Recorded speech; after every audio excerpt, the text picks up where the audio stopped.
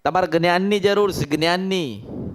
હું જ્ઞાન આપું છું, સમજણ આપું છું, સતનો માર્ગ બતાડું છું, કયા દીવા ક્યાં કરવા એ બતાવું છું, કયા દીવા કઈ જગ્યાએ કરવા બતાવું છું, કયા દીવા કરવા જોઈએ બતાવું છું, પહેલા દીવો કોનો કરવો જોઈએ બતાવું છું, કયો દીવો પહેલા તમને સુખ આપશે ને એવું બતાડું છું, કારણ કે હું મેલડી છું.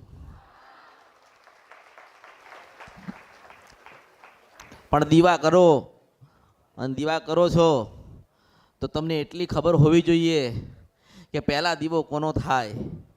પહેલા દીવો તમારી કુળદેવીનો થાય, મંદિરમાં થાય, માનો ફોટો હોય એની આગળ થાય, માનું શ્રીફળ હોય ત્યાં થાય.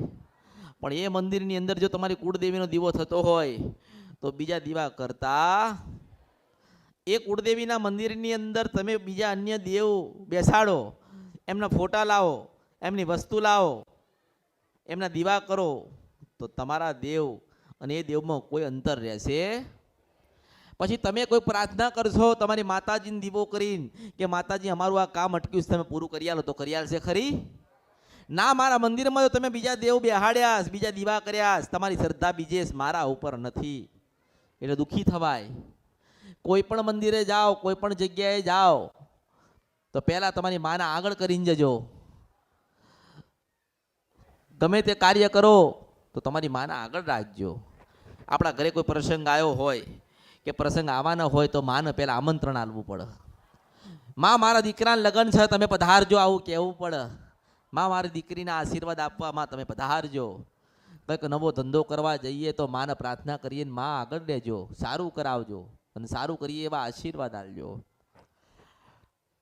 પણ એક મંદિરની અંદર એક જ દીવો શોભશે અને એ તમારી કુળદેવીનો. પછી ચામુંડ હોય કે ખોડિયાલ હોય, બહુચર હોય કે સધી હોય કે કાળકા હોય, જો તમે એ મંદિરની અંદર જેટલી વસ્તુ ભેગી કરશો ને એ બધી વસ્તુ ઘર કરશે. શું કરશે? હવે તમારું ઘર હોય ને તમારા ઘરની અંદર તમે પોતે રહેતા હોય અને તમે પછી 12-6 મહિના માટે કોઈ અજાણા માણસને કે તમારા સંબંધીની અંદર રહેવા માટે તમે આપો, પછી કાઢવાનું થાય કેવું થાય? પછી તમે 12-6 મહિના પછી તમે એને કહો કે જાઓ ઘર ખાલી કરો, હવે તમે બીજે જાઓ તો જાય ખરી? ઝઘડો કરશે, વિરોધ કરશે, સંબંધ બગડશે.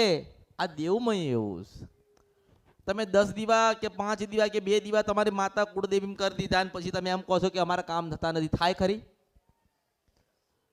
સાચા દીવાની ઓળખ તમારે કરવી હોય ને